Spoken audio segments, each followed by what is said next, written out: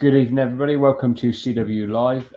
Delighted to have you all with us. Also delighted to have two great guest speakers tonight, National Officers Mark Boat and Carl Maiden. Good evening, gents. Evening, Chris. Good to have you both with us as always. Obviously, more important even though than Mark and Carl is you, the members joining for this big session for our RMPFS members.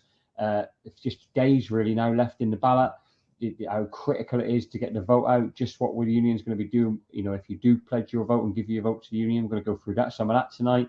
Take some of the most frequently asked questions that you're going to be putting in the comments and really give you that last little G-up to get this ballot over the line and make sure we deliver the biggest possible turnout and yes vote. So great. Let us know where you're watching from. Let us know that you're back in the union. Let us know, crucially, that you voted yes. Whilst you do some of that and we get some of those comments up, I'm going to first of all hand over to Mark to say a few words and then Carl before we go straight into your questions. So over to you, Mark, if I can. Yeah, thanks, Chris. Good evening, everyone. And it's really a great pleasure to have this session. And really the aim of this session is to give a last minute plea and really ask and request all of our branches, all of our members who are watching to ensure that we get the maximum turnout. It's really important, particularly with the anti-trade union legislation, that we meet the threshold first and foremost. We're very confident we'll do that, but we can't be complacent, and we must ensure that we meet that first and foremost. And then secondly, obviously, we need a massive yes vote. It's important that the session really concentrates on that aspect. So really for people who are coming back off the leave, or we've just had an extended weekend and people may have not engaged as much as they would have done. We're very conscious of that. That was an unknown when we announced the ballot timetable, but we did build quite a bit of time into the timetable in order to get the return. So it's really key, and we did that because of the leave period as well. So it's really key that people approach anyone who's just returned from leave, may have been away the weekend, etc., and make sure we get the ballot papers back and we meet that threshold, and we, more importantly, achieve a massive yes vote, because we're really determined. I know how hard Carl and myself, along with the people who work to our respective departments, of how hard we've all worked to try and get a massive return. We've tried to do everything we can in terms of supporting materials. This is a process as well, or part of that process, and it's an important one. We're determined to get a massive yes vote and to demonstrate, not that we need demonstrating in the union, because we value our minority grades, and our minority grades and our branches know that, but to demonstrate to the company, to Royal Mail Group and to PFSL in particular, who we're negotiating with, that we've got the backing and support of our members in large numbers. So it's really important that you vote.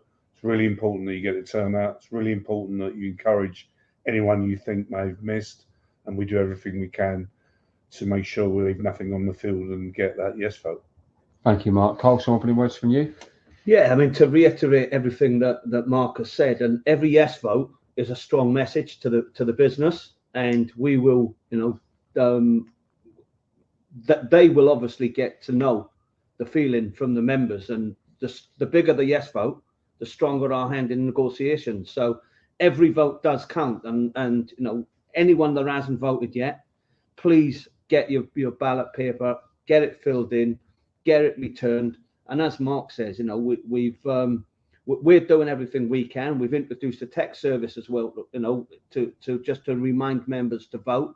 We've sent messages to branches. We've sent messages to members.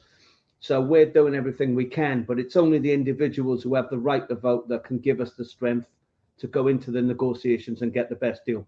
Thanks, Carl. Come to you first, if I can, Mark. Touching really, Carl just finished there and saying we'd introduced the peer-to-peer texting. So we've been doing some messaging together today, messaging our members in RMPFS, and the response has been phenomenal, which is great. It's really heartening, really powerful stuff. But we have had one or two people, for whatever reason, two camps really. Some people saying I'm coming back off leave, found the ballot paper yesterday, I posted it off.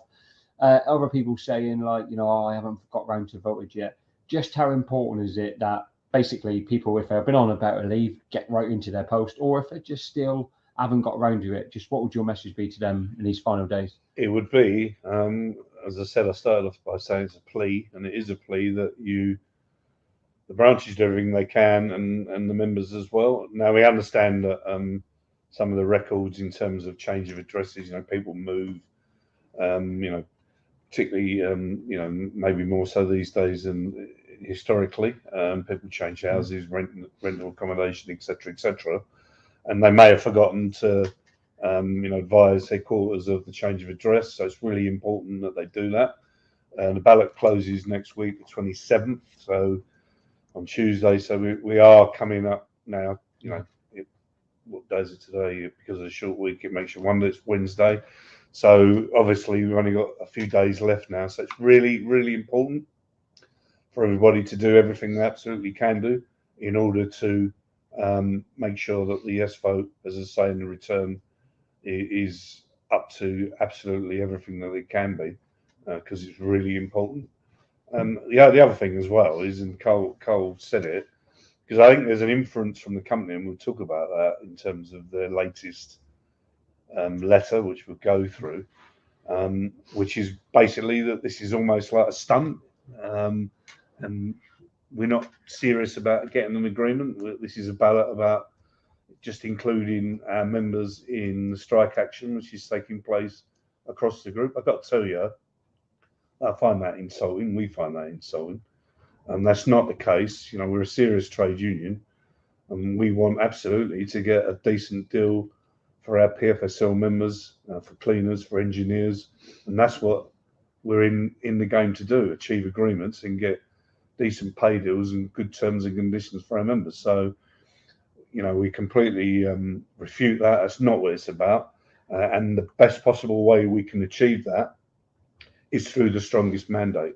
And the strongest mandate is through a massive yes vote and a huge turnout. And that gives us that added impetus to go back to the employer and say, look, what you've put on the table so far. And they've made some concessions, but what they put on the table so far is not good enough. But they've only made those concessions through the pressure that we're putting on. And we want to continue that pressure, and we want to get our members a decent agreement.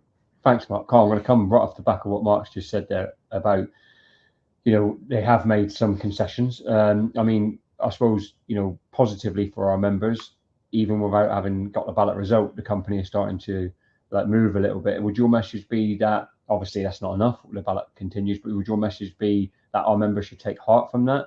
The fact that, the company are weary about the ballot result, and you confident that if we deliver the right ballot result and the members back the union, that we can move them properly and get what we need?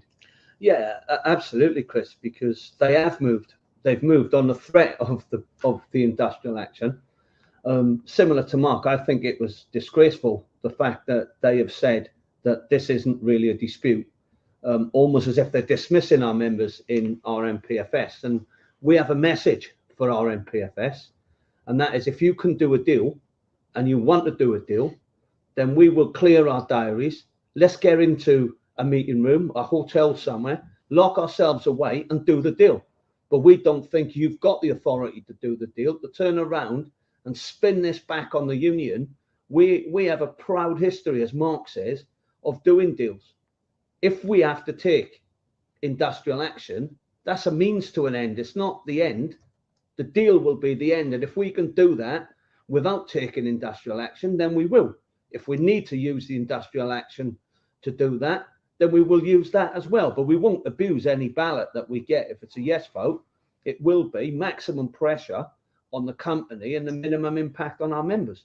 Thanks, Carl. I think that's coming through in the messages and the emails and the posts from the members that we can see online tonight. They know exactly where the truth in that stuff is. Mark, you touched a little bit on the company's communications. I wondered if, obviously, some of our members can see comments saying they've seen them, some saying they haven't. What exactly are the company saying to us? We saw the phrase of come back in the room, almost as if you guys had walked out of it. Where are we with this sort of what the employer is putting out there? I think what the employer is putting out there, generally, although the letter, to be fair, isn't an open letter as far as I'm aware, but the recent letter that we've received basically says that they're surprised that We've balloted our members. They're surprised that the fact that we've reached an impasse, and surprised that they're saying it's premature. Well, I mean, I don't think. I mean, we started negotiations. I know, or we attempted to. Let's put it that way. Back in November. So where are we? We're heading towards October in 2022, and we actually approached the company verbally, and we followed that up in 21 November. So, with the greatest will in the world, I don't think that's premature.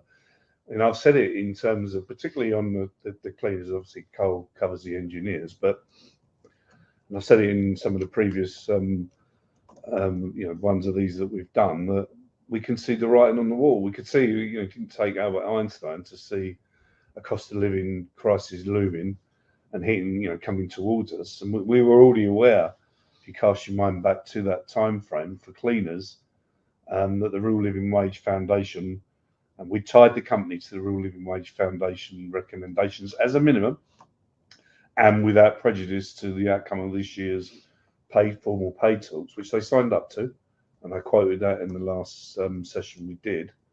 And because the Real Living Wage Foundation had already made recommendations in terms of what they saw as the needed increase. Now, it so happens, and we're going to be having a keen eye tomorrow on what the Real Living Wage Foundation say, because they're due, as far as we're aware, and whether this might be delayed because of the Queen's period of mourning and all the rest of it, but their published date up until this week, as far as we're aware, is for them to announce tomorrow what they believe their recommendations are, because they've brought that forward. They normally meet in November, and then they make recommendations to companies on what they see as the real living wage necessary for people to have a basic standard of living in order to have a reasonable standard of living in the current situation. They brought that forward because of the acute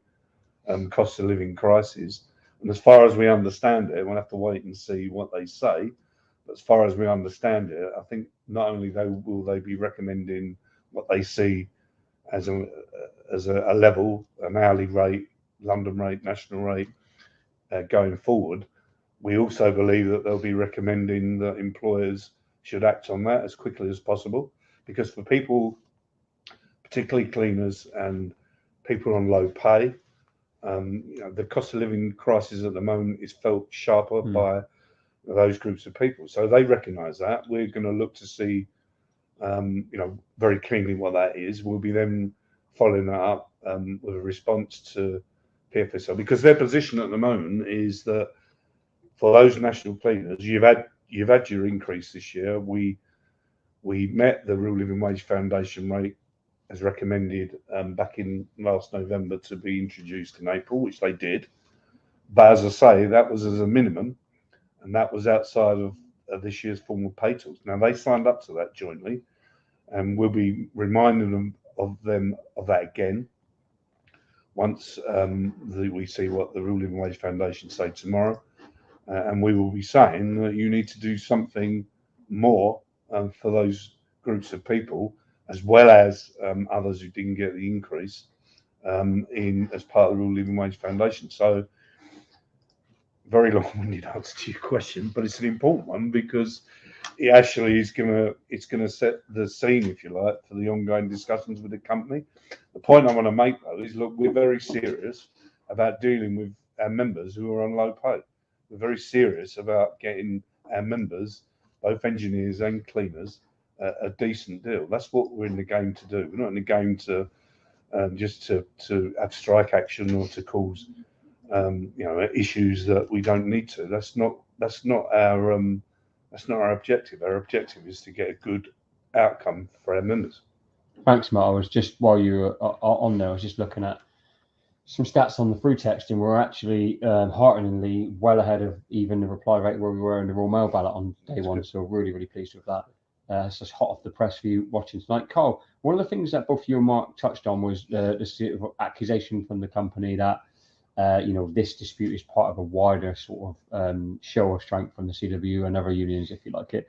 But one of the things that strikes me, and Mark's just been talking in some detail there about the cost of living crisis and how real it is for working people right across the country, is that no one seems to talk about, you know, these people are allowed to accuse the unions of coordinating, but no one seems to talk about how the bosses are coordinating to keep pay down. Would you put RMPFSL in that bracket of an employer who, you know, having everything our members have done through the pandemic and to, you know, to keep the company going, they actually have an obligation to look after our members now, which they're not fulfilling? Oh, absolutely, because, you know, as we've put out in communications, and there's an article coming out in the next edition of the Voice as well, you know, RMPFSL members worked fantastically during the pandemic, you know, kept offices open and helped contribute to Royal Mail Group's record profits. And, you know, when it comes to rewarding people, they've walked away from it. Now, I do believe there's a coordination, and you know, this is what angers me more than anything else is, you know, PFSL are writing to us as if they've got the authority to do it. We know that they haven't got the authority because Royal Mail Group board won't let them lead the way. And whilst we've accepted that, which is why we carried on talking about some of the other stuff, but then don't write to us and say you don't want a deal, that all you want to do is go on strike. And I will repeat that we will be happy to clear our diaries to meet with PFSL, because even though the ballot comes out next week, yeah, we'd still have to give them notice to take action, which is a minimum of 2 weeks.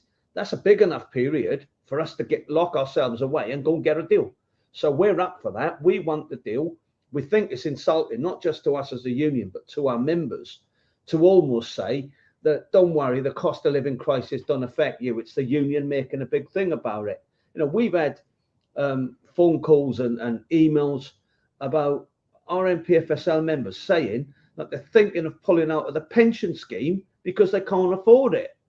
And, you know, and here we've got management accusing us of wanting to take them out on strike. If we can get a deal without taking a minute's action, then I guarantee you we'll be there, and that will be our aim.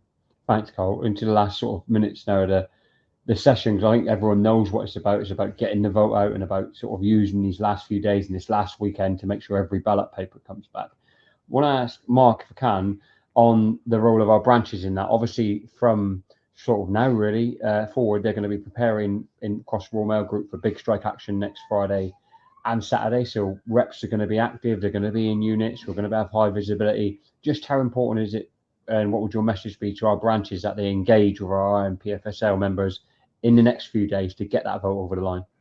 There's two things actually. I'd like them to do, absolutely. I'd like to do them to do that. As we've said, it's critical that we get a yes vote and a massive turnout. So I would say to them, engage everywhere you can and get out and speak to as many of our cleaners members, in my case, and engineers in Cole's case, as you possibly come into contact with. The second point that I'd like to say is we also we sent out to branches some materials, supporting materials in terms of recruitment, because we have got you know, a fair size of non-members in some of the, particularly in some of the remote delivery offices. Or I think the problem with and this is where I'm once again having a plea or asking a plea or pleading to our reps out there, is to try and do everything you possibly can do to make sure that you find out which cleaners you've got in which locations, and approach all of our cleaners, because a lot of the cleaners, particularly in delivery offices, are part-time. Some of them may have multi-site cleaning, you know, where they're in one unit for a couple of hours and they travel to another unit, adjacent unit, and clean that for a couple of hours. So it's really important that people go out their way, and our reps and our branches go out their way to try and as I say, reach out to all our cleaners, our members, to get to make sure they've returned their ballot papers, or if they haven't received the ballot paper, to quickly now get a duplicate issued. And we've issued branches with guidance on that and the contact details and what they need to do in order to do that. But secondly, also to recruit any of our members or non-members that want to be part of this union. History shows, and our union is no different, and every time we have a dispute, one thing that is common, and it always happens, is membership numbers go up. And what that proves is that and you know, our members and people who work in the industry, or any industry, but certainly our experience in our own one, has proven it. They want to belong to a fighting trade union and a campaigning trade union. And so our membership numbers go up every time we have ballots for industrial action, we have campaigns. We always increase our membership, and this will be no different.